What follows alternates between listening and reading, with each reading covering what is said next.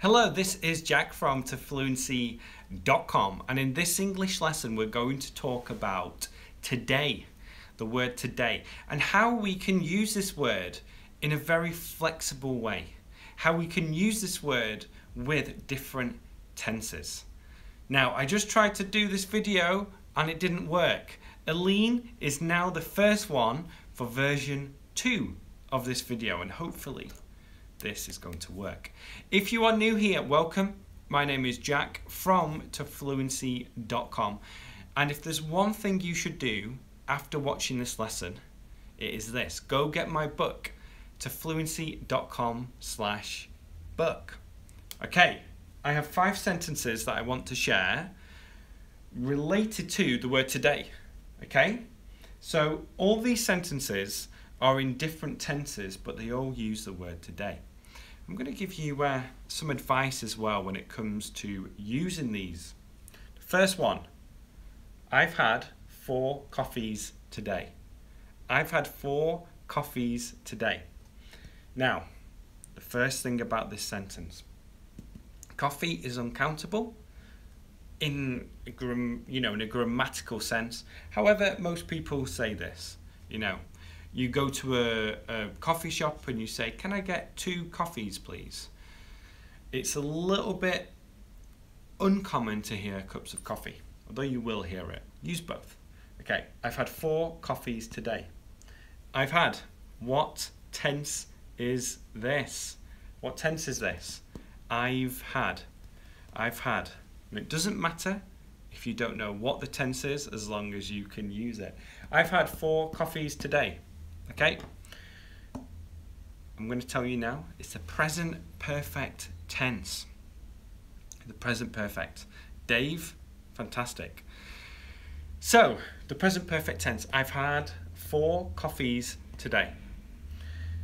This suggests that it might continue, that you might have more coffee, that you might get another cup of coffee, and that today has not finished, or this action for today has not finished. I have had 4 cups of coffee today, it's true, but maybe I'll have another one. As Fanny says, the day has not finished when it comes to, or related to, this action. The action of drinking coffee, this has not finished. Other people might say, for example, I've worked 6 hours today. I have written 12 emails. I have read 40 pages today. You may read more, okay? You may read more. You may write more emails. You might do more things. But we use that present perfect when this action might continue. Okay, so I've had 4 coffees today. Maybe I'll have more. I've had 2 glasses of water today. Maybe I'll have more. I've read 3 pages of my book. I've written 12 emails. Maybe I'll write some more. Okay? Second one. Look at this one. I felt so tired today. I felt so tired today. I felt. What tense is that? What tense is that? Hello, Apollonia. Good to see you here. And if you're watching the replay, I can see live comments. So yes, past simple past, it's the past. It's a simple past, I felt. I felt. The verb is feel. In the past, I felt. But we're still using today. Now, this one could be, or this is most likely said in this kind of situation, okay? I come home from work and I see Kate, my wife. My wife said, how was your day? And I say, I felt tired today. I felt tired today. And what I'm saying is, I felt tired at work. I felt tired at work. So, the work day is in the past, but we can still use today. I felt tired today. Maybe this is also said when you are in bed at night. So you're just about to go to sleep and you might say, I felt so tired today. Hopefully, I'm going to sleep well tonight. Okay, I felt so tired today. Even though today is like, we think of it as a present thing, it can be used in the past as well. Okay, I felt so tired today. The next one is quite simple, and I just want to give you this one to help you think about this word have. I have 3 meetings today. I have simple present. I have 3 meetings today. It's just like saying, today I'm going to go to 3 meetings. So present, I have 3 meetings today. I have a lot to do today. I don't have much time today.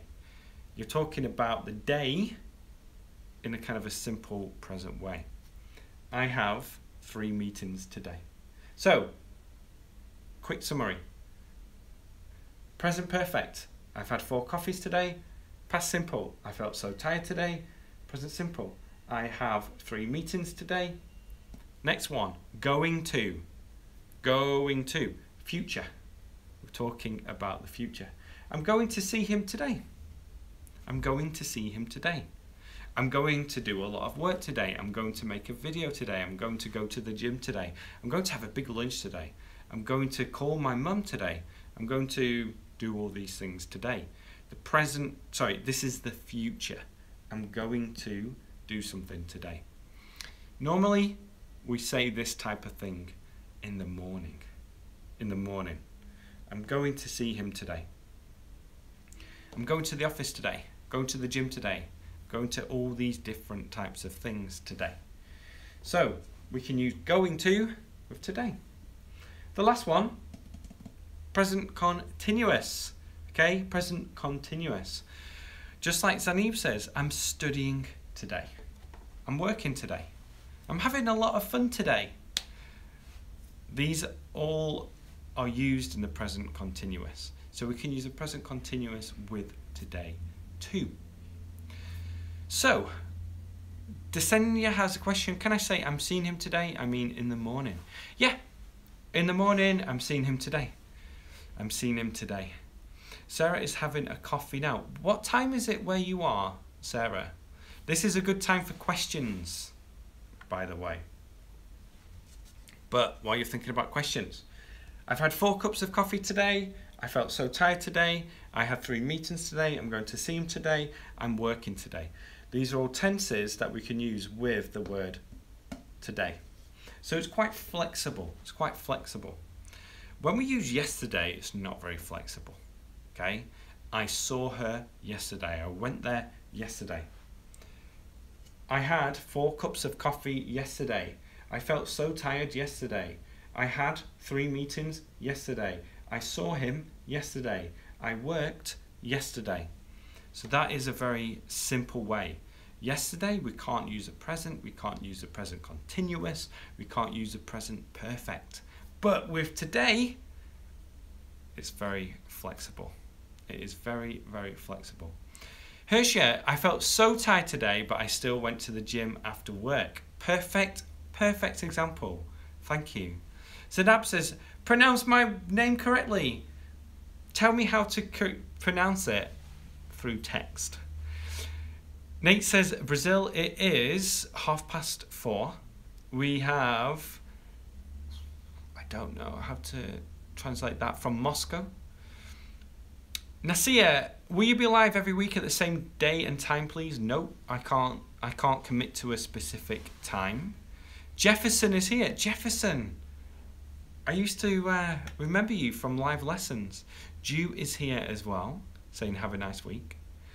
Hi Jack, I'm Asma from Morocco. Good to have you here, Asma. Thank you for joining me. If you have enjoyed this lesson, just a quick favour, thumbs up. If you think it's been a bad lesson, thumbs down. I'm going to bed early today. Atul, good example. More commonly you'll say, I'm going to bed early tonight. I'm going to bed early tonight.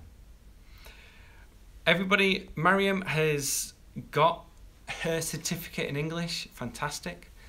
Zainab says, I felt bored from studying today. Very good example. For Nihilum is from Azerbaijan. Do you know where it is? Yeah, I know where Azerbaijan is. Talk about conditional sentences. So I've made a few videos on conditional sentences and some mixed conditional sentences as well. So just check out my YouTube channel, but I'll just give you a couple of examples.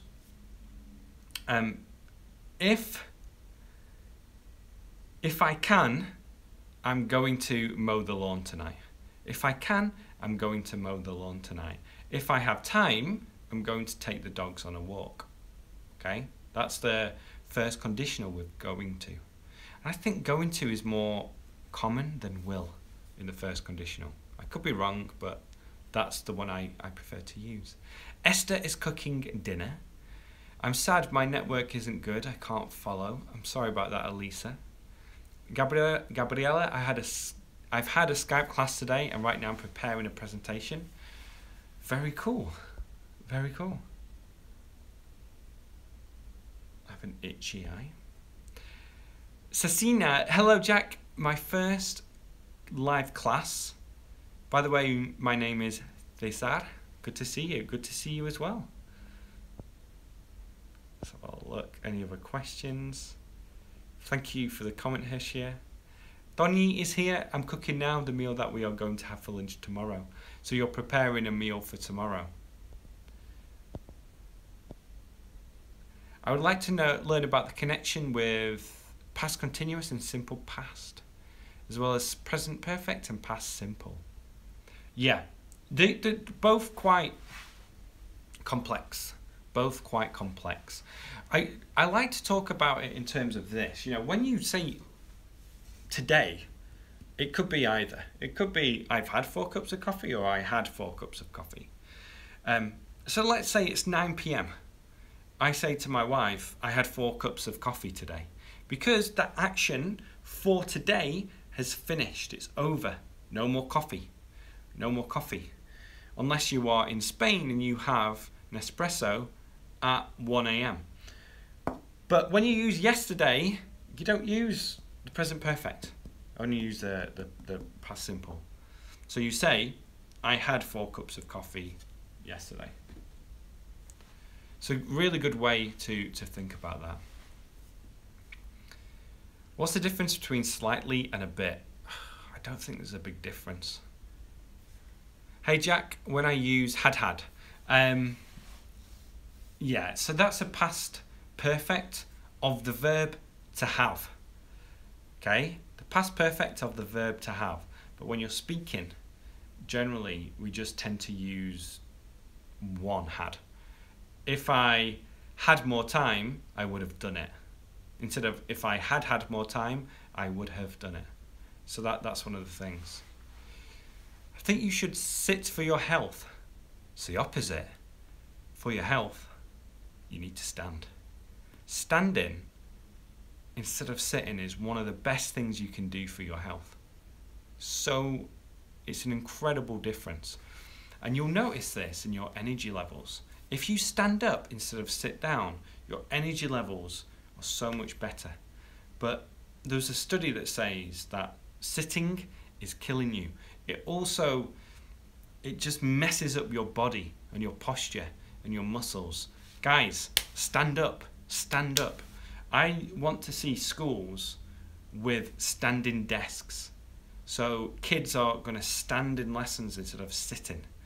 Stand up, guys. Everybody, stand up. Get out of your chairs and stand up.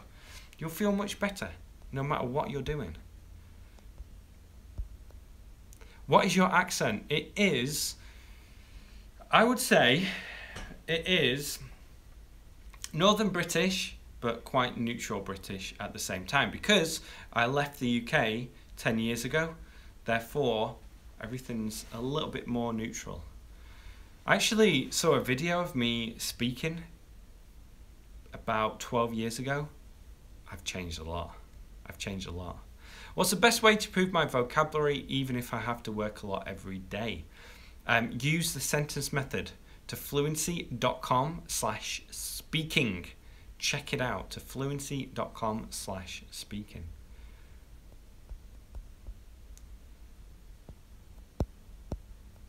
Let's have a look. Any questions? What's the difference between I stopped work and I stopped working? Yeah, so you're driving in the car, you get a phone call from your boss, and your boss tells you, you know, Jack, you need to finish this report in the next 10 minutes. So, what was your example? I stopped to work. I stopped driving to work, or I stopped to work. I stopped working means like you quit working. You quit working. So you gave up your job. You left your job. You stopped working. I can't stay. Bye everyone. Bye Jack. It was a long time. Fanny France, don't go. How can I? Because it's sleeping time in India. Well, I mean, what I'm trying to say is, if you are at home on your sofa and you're feeling a little bit tired, stand up. Stand up. Gabriella, I'm obviously going to read this comment. Gabriella, I'm going to add you as a moderator too. Gabriella says, everybody should join TFP. I've been having great progress. So, the Fluency program is my course, to fluency.com/TFP. Go check it out. The people who take this program and do it on a daily basis see amazing results. Don't think. Somebody sent me an email today who joined the program, and if you're watching, I want to speak to you, because somebody sent me an email saying, this program is really effective, but I don't have an advanced level yet. This person joined 2 weeks ago.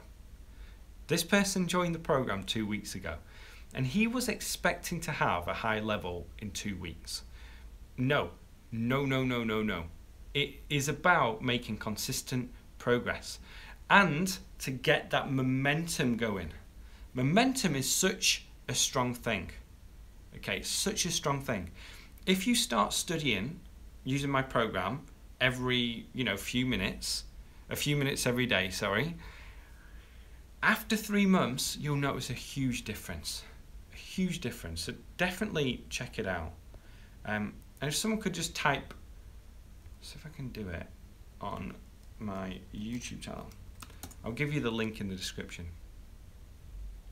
It's a process you never end or you never finish studying a foreign language. I agree. This is it, isn't it? It's a process. And if you think you're going to get results in just a few days, it doesn't work like that. Can you continue the sentence with a couple of adjectives? A person's character can be. I want you to do that, not me. Subscribe. Let's have a look.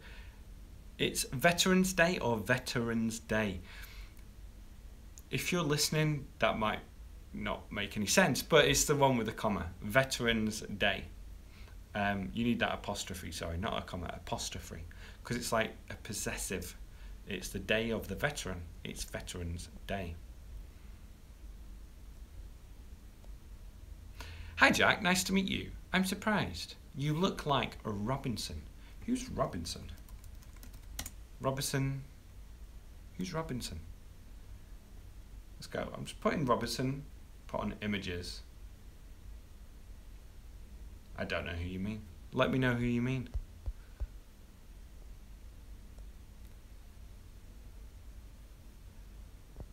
Any other questions? Robertson Crusoe. Can you explain reported speech? Reported speech is complicated. It's complicated to explain. It's one of those parts of grammar where if you just see lots of examples, you'll understand it intuitively. Okay? It just takes a little bit of time for you to get there. And I know it's usually like a B1, B2 level when they say, okay, here is some reported speech, But I just say get lots of examples. Robinson Crusoe. Okay. Probably. I thought that was like an old book. Was there a movie? Was there a... Confused. I am confused. Gabrielle, you talk in this way because it's the way of talking or just for everybody to understand? This is my presentation voice. If I make a video on any subject, this is how I speak. Maybe it's a little bit slower in some terms, but generally speaking, this is pretty close. If I'm having a conversation with a friend, it's different because it's a different context. I've always had the idea you won't ever get to the level as a native speaker till you live there. There's a barrier which is pretty much impossible to get over. Wrong. Who is that? Wrong. Who am I doing an impression of? Okay. It's a really good question that, can you, and getting to a level of a native speaker is one of those things that you should, if you approach this in terms of the long term, then just always think about lots of progress, okay? Lots and lots of progress. But do you need to move to an English-speaking country to get to that level? No, you don't. Because I know people who have done that. I've seen examples of people who never moved to an English-speaking country and they got a C1 level of English. It does help. What I think it does is if you're learning English and you learn all these sentences and different things and vocabulary and grammar, and you learn, you practice, that when you get to the UK or when you get to America and you hear people using these words and phrases, then you think, they do use these words and phrases. It gives you confidence that it gives you confidence in the language that they use. Because once you hear people use it in a natural way, then you think, okay, this is what people say. And it helps you with that. But these days, you can surround yourself in English no matter where you live. What is the best book you have read? I would say Sapiens. Sapiens. Check it out.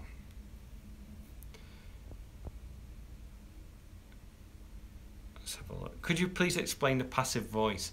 A good way to explain the passive voice is when you want to change the focus of a sentence. And there are many reasons why you want to change the focus of a sentence. But one of the examples is, like this building was built in 1987. This city was founded in 1829. Because you want to put the focus on the building, on the country, not on the person who did it. And that's usually the case. I have been mugged 6 times in total. Okay, I have been mugged 6 times in total. It's a true story. I've been mugged 6 times. So people have come up to me and say, hey, give me your phone, give me your wallet, give me some money, give me this, etc.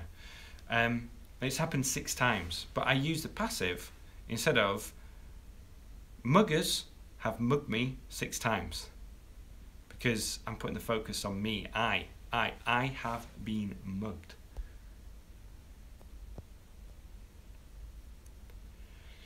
Let's see. Ingrid, I have a phone interview, but they asked me if I had worked for a call centre and I haven't. How can I prepare to work in that kind of company? I don't. It's hard for me to give advice for job interviews because that's, it's something I don't have a lot of experience with.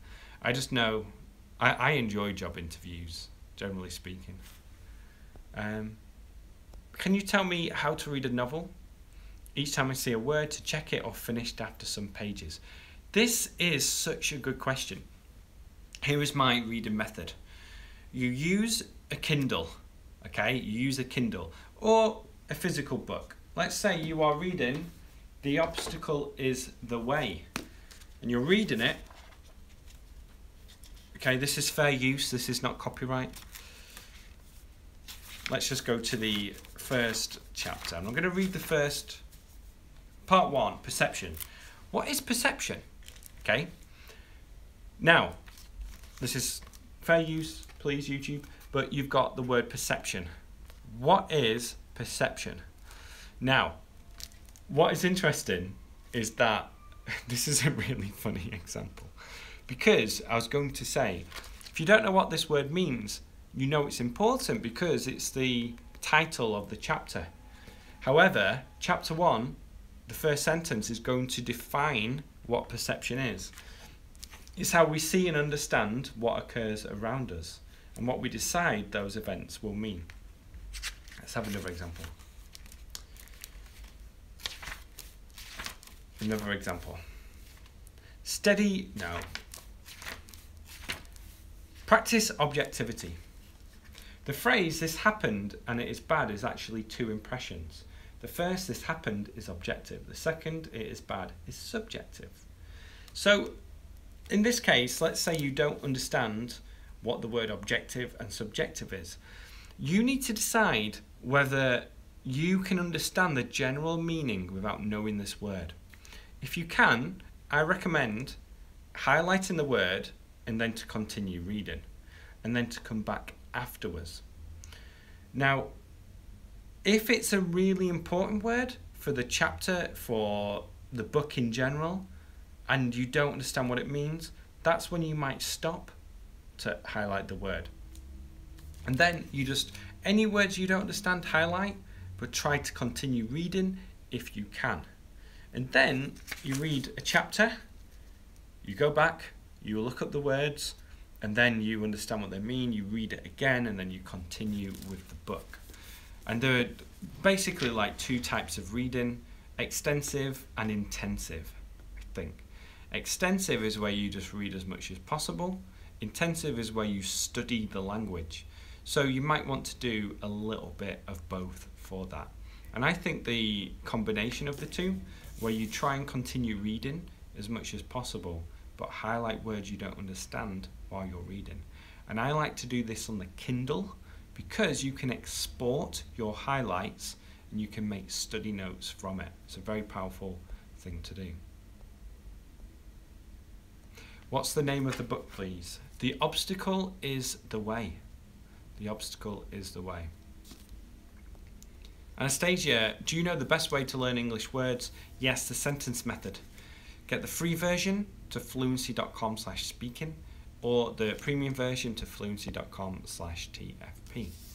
Okay, I am going to go now, respond to some emails, but if you've enjoyed this, please like and share it. If you're new, subscribe, and then check out the links in the comment section, which I'm going to post after the video, for the links I've talked about today. Thank you so much for watching live if you've been here, and thank you for watching the replay too. So I'll speak to you all soon. Bye for now.